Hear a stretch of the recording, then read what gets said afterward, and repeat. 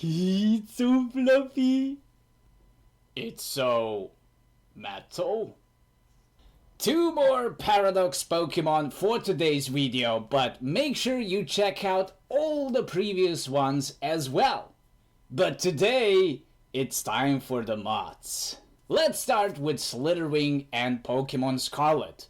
We want to go to Zero Gate, and once we are there, do I have to say again, save and reload if you haven't got the shiny? For our sandwich today, we want to make a fighting type one, and for that, please use the recipes in the description below. We got Sparkling Power, Title Power, and Encounter Power for fighting. Might wonder why specifically fighting? I reveal in just a second. After the picnic, we are heading towards the Zero area, but we won't use the door. We're gonna jump straight into the crater. We want to be at the starting point of Zero area, just like we were during the main story. And you can see the pack spawning here, and that is the exact reason why we went for fighting type sandwich.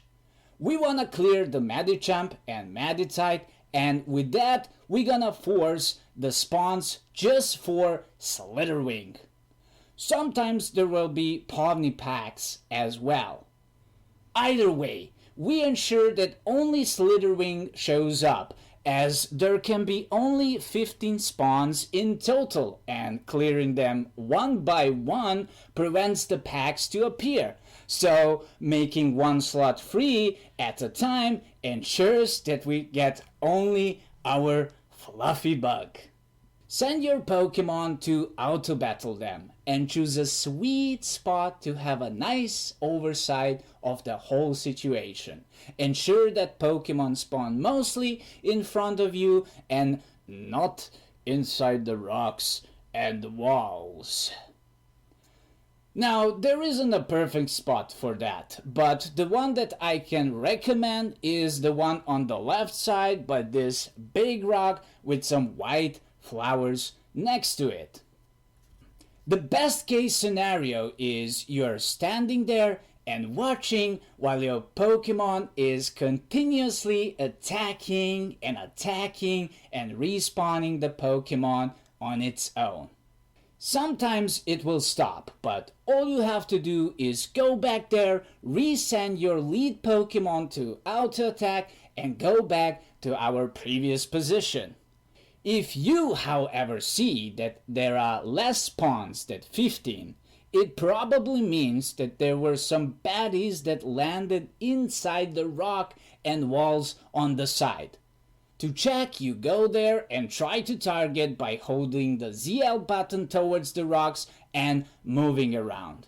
If you find some indeed inside, either send your Pokemon to auto battle or throw your Pokemon towards it. Sadly, there is not much you can do about it since the game is full of this problem, and especially in the area 0 all over. By standing at that spot we showed, we at least gonna minimize the probability for it. And if you repeat the steps like we recommended, your Pokemon is gonna do the job for you and find a shiny Slitherwing on its own. Hell yeah! Premier Ball, critical catch, of course! It actually happens to be Adamant Nature, which is amazing. No mag though, Sag. And since I have your attention, I would gladly appreciate if you subscribe to the channel and hit the like button as well. Thank you very much. Now let's talk about Iron Moth. For the Iron Moth man, we're gonna make a fire sandwich. Now, if you jump into the crater again, a very weird thing is happening. For some reason, all the Iron Moth are gonna fly up. NANI? But it's not the end of the world. Iron Moth happens to spawn all over the starting area by going down this path towards the lab number 1 and also in the area between lab 1 and lab 2. Now I thought I discovered the perfect location for shiny hunting it. And it was this elevation here near lab 2. Turns out it's not as great since half of the spawns might land inside the walls. Otherwise it would be easy going from one side to the other and respawning Iron Moth, but too much wall hacks, bro. The area underneath it, however, is also a really good spot for hunting Iron Moth, and there is a big open space. You go slowly and check for the shiny, zone out a bit and respawn. This is actually where I got it for the first time. Overall, this hunt shouldn't be much of a problem, as it is isolated most of the time all over the starting area and the path between lab 1 and lab 2. Hope you find it as fast as I did during my live stream on Twitch.